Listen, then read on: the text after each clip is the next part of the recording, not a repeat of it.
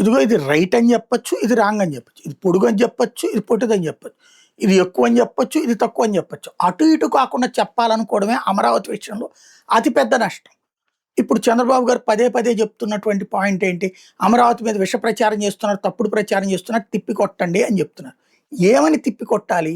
ఇప్పుడు మనమే చెప్పాం. 4.5 లక్షల కోట్లు అవుతుంది అని గతంలో అసెంబ్లీలో. పోనీ 1,50,000 కోట్లు అవుతుంది, మినిమం 1,50,000 కోట్లు అవుతుంది అని చెప్పాం. ఇప్పుడు 70-80 వేల కోట్ల రూపాయలు అప్పులు తీసుకున్నాం, అయినా చాలదని మనమే చెప్తున్నాం. ప్రపంచ స్థాయి రాజధానికి ఆ మాత్రం అవుదని మనమే చెప్తున్నాం. మరొక వైపున దాన్ని అడ్డు పెట్టుకుని వాళ్ళు వైసీపీ వాళ్ళు ఎదుగు అన్ని లక్షల కోట్లు ఎందుకు తగలేయాలని అడుగుతున్నారు. దాని బదులు రోడ్డు మీద పెట్టుకోవచ్చు కదా అని చెప్తున్నారు. ఓ 10-20 వేల కోట్లతో అయిపోతుంది కదా అని చెప్తున్నాడు జగన్మోహన్ రెడ్డి.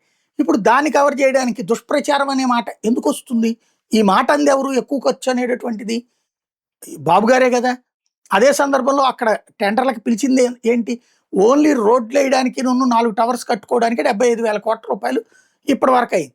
ఇంకా మిగతాది ఔటర్ రింగ్ రోడ్డు ఇవన్నీ కలిపితే లక్షల కోట్లే అవుతాయి. ఇక్కడ మనం ప్రపంచ స్థాయి రాజధాని అన్నప్పుడు ఆ మాత్రం ఖర్చు అవ్వదా అన్నటువంటి పాయింట్ అన్నా దాని మీదన్నా స్టికాన్ అవ్వాలి. లేదు, అంత పెద్ద రాజధాని అయితే మేము కడుతున్నాం కానీ 10-15 వేల కోట్లకు మించి మాకేం ఏం కాదు, అప్పులు ఇవన్నీ తూర్చనన్నా ప్రజలకి చెప్పాలి.